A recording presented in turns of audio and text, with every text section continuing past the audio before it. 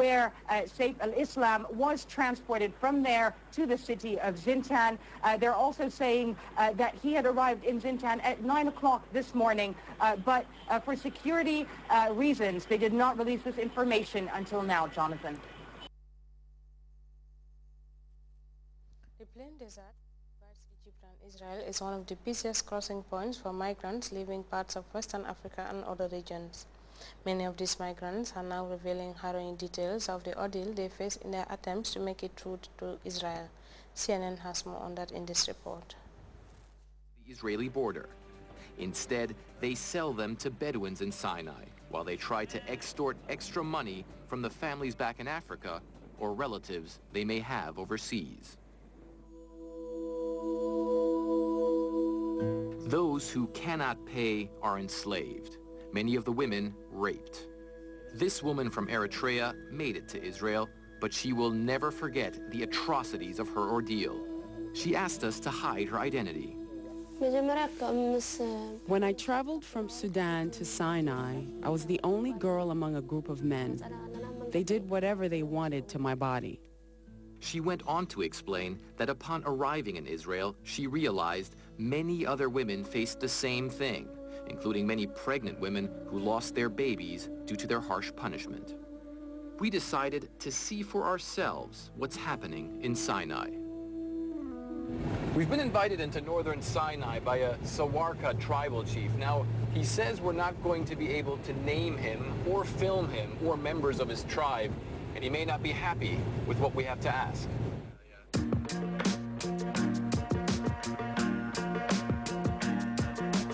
We arrive in Al Mehdiya, often described as one of the most dangerous places in Egypt. Only a few kilometers from the Israeli border, a poor, windswept settlement home to smugglers, drug kingpins, and human traffickers.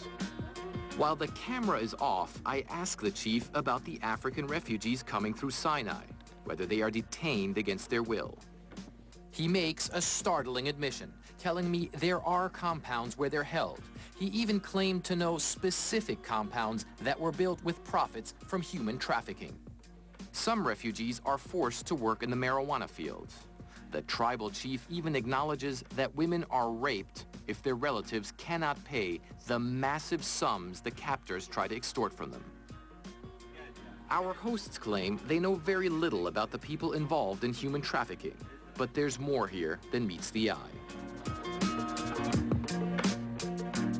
To our surprise, they take us to a compound and produce several refugees from Sudan. Where do you want to go? What's your goal? I want to go to Israel. Why? Because I want to work and help my families. They are suffering a lot in Sudan there. Therefore, I just come here to work and send them money to help them there. And you know it's very dangerous to make the crossing over to Israel. Do you know how you're going to do it? Do you have any idea how you're going to do it? We just want to do it. No? There is no way out. No? With the Bedouins keeping a close eye on them, the men claim they're being treated well. It's not clear whether they are free to leave to try and finish their journey. The Sawarka insist only rogue elements among their ranks are involved in forced labor and abuse of the refugees. The Egyptian Organization for Human Rights says it was able to send a fact-finding mission to one Bedouin camp. It found the refugees suffering an appalling plight. They're facing harsh treatment and sometimes using weapons and shooting them and beating them and raping women. So this is a condition in a camp without any observation or any governmental follow. As we roam Sinai with the Bedouins, it seems impossible to find anyone here willing to admit such practices. But then we get a lucky break as we travel south to meet another prominent Bedouin. His name is Salem. He's the leader of the Tarabin, one of the largest tribes in Sinai. Salem is a fugitive from Egyptian justice, sentenced to 80 years in jail for drug trafficking. He's taking a risk meeting us, but he says he wants to tell us what really happens to the refugees. The Africans spent time in Sinai while waiting for money from their relatives to be transferred. During this time, the refugees are beaten, tortured, and killed. Salem insists that only a tiny fraction of Bedouins are involved in trafficking and slavery, but he agrees they're ruthless. We now take our second break. Stay tuned.